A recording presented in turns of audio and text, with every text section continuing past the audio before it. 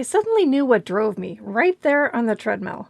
I busy myself with small wins, thinking they'll move me forward, and quietly avoid the big wins that honestly scare me a little. What woke me up is realizing what I lose when I don't act. The weeks slip by, opportunities are wasted, and I can feel potential sliding through my fingers. Walking in place that day and getting nowhere physically, I did move closer to clarity about how to reach my dreams. For moms in medicine feeling stuck, this clicks. Are you spinning your wheels on busy work while the high-impact tasks that could move you forward sit unchecked on your planner? This episode explores why we avoid those tasks that matter and how reframing what we risk by not acting sparks the real momentum. Find the full transcript and bonus resources at inspiredmommds.com/80.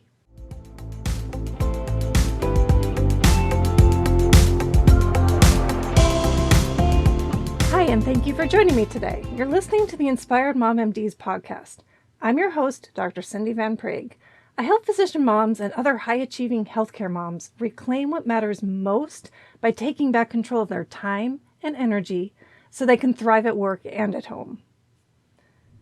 Now, I am a paper person. I write on sticky notes, I leave written notes for my kids, I scribble down quotes a lot. I also love a fancy planner with that leather cover and shiny gold edges and weekly boxes for to-dos. It's a beautiful thing, and it's revealing. As I flip through the pages, I see an unsettling pattern among the exclamation points and checkboxes. I've noticed that the ones with the greatest return on investment are often left blank, but the smaller little peripheral ones get dutifully checked off. Why is that? Because the small tasks feel so good in the moment. They're familiar. But every time I choose them, I'm also choosing to not do the things that really move me forward. Economists call this opportunity cost, the hidden price of not acting. Every yes to something is also a no to something else.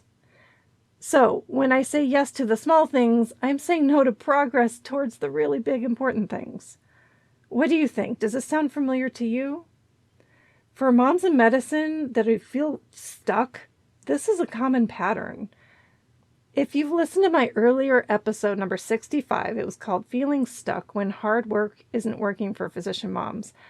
It was about asking for help to get unstuck. Well, now consider this next layer. Why we avoid the tasks that matter most, and how reframing what we risk by not acting can spark momentum and real progress. Psychologists Daniel Kahneman and Amos Tversky discovered something called loss aversion. We hate losing about twice as much as we enjoy gaining the same thing.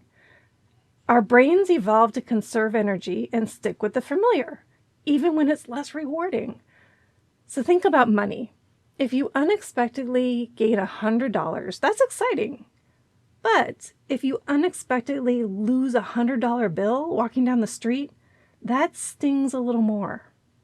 The same dynamic plays out with time and energy. Let's say you finally get an afternoon off.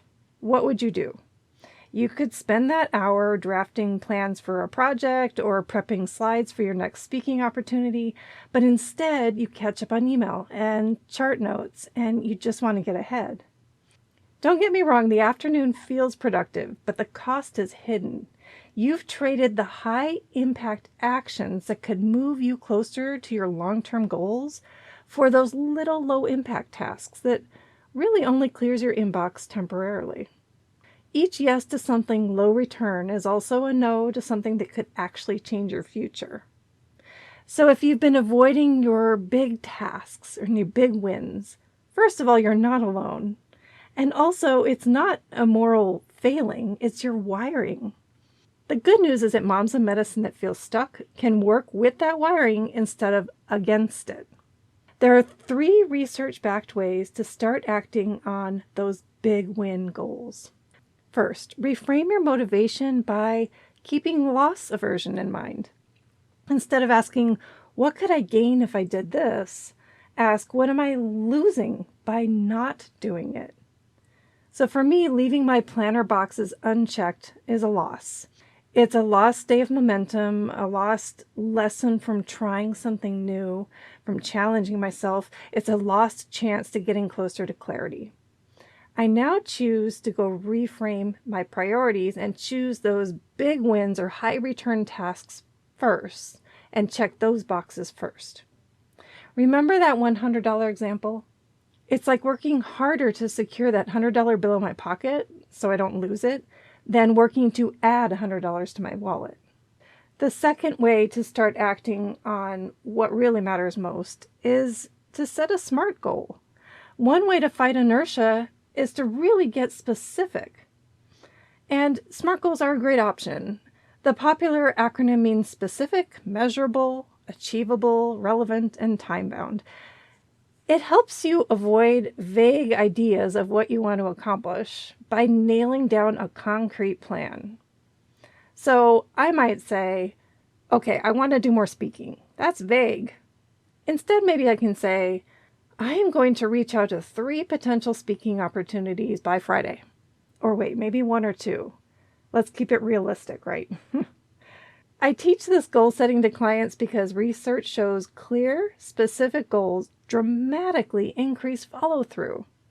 The third way to really start acting on those high priority items is to just take one small step forward. It sounds easy, but it's not.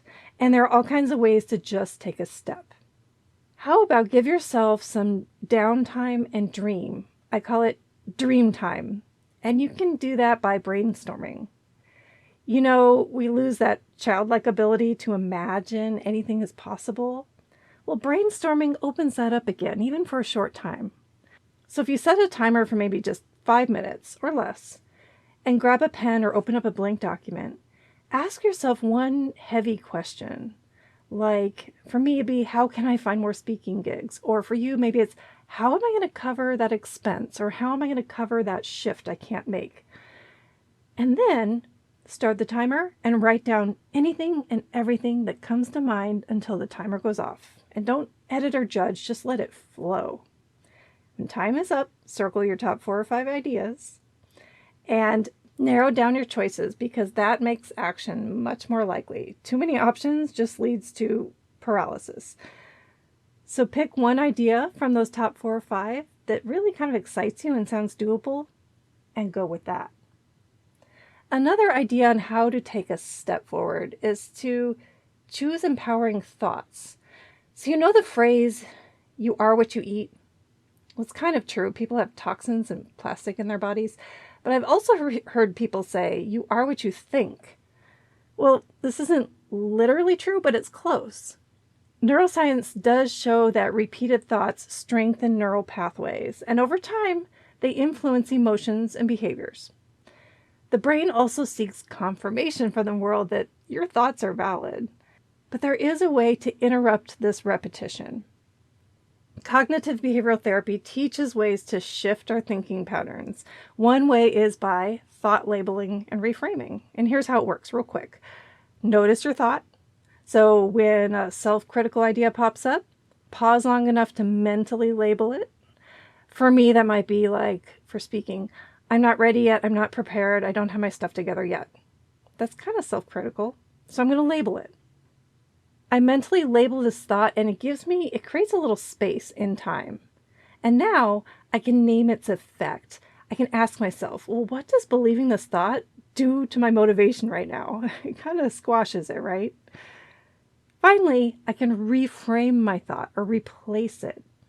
I pivot and offer an alternative that's realistic but more empowering. For example, I'll say, I'm not ready yet, but if I just put it on the calendar, I'll have a deadline and I'll make sure I'm ready.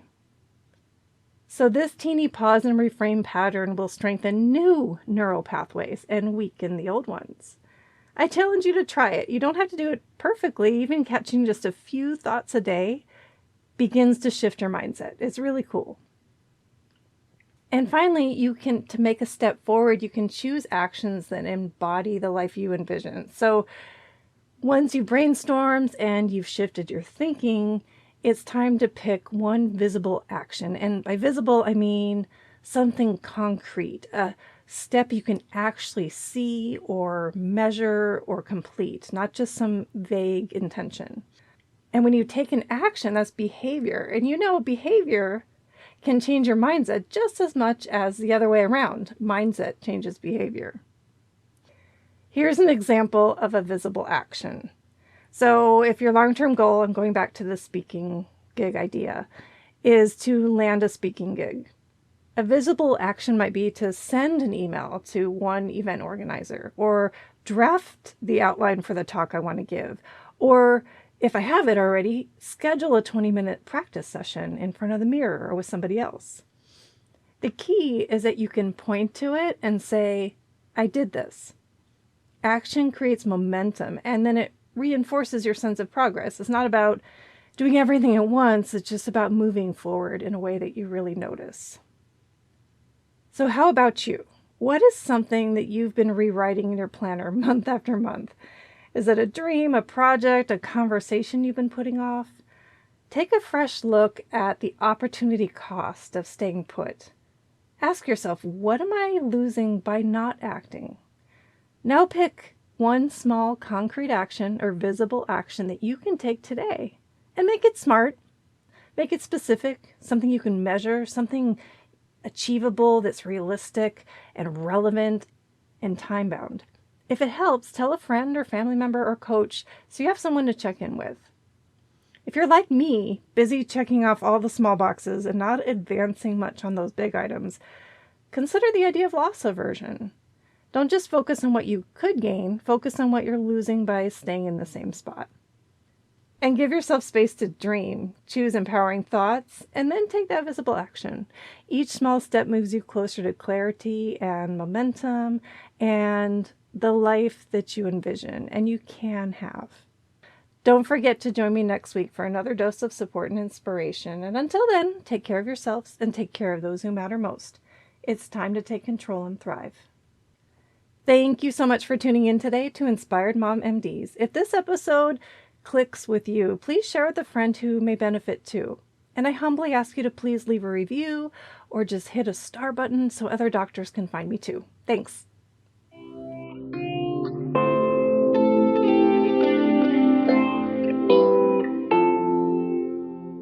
And just a quick reminder, this podcast is for informational and educational purposes only and isn't a substitute for medical advice or care. I'm a board-certified physician, but this content isn't connected to my clinical practice and no doctor-patient relationship is formed here. Please always talk to your own health professional about any mental or physical health concerns. Please see inspiredmommds.com for full disclaimer.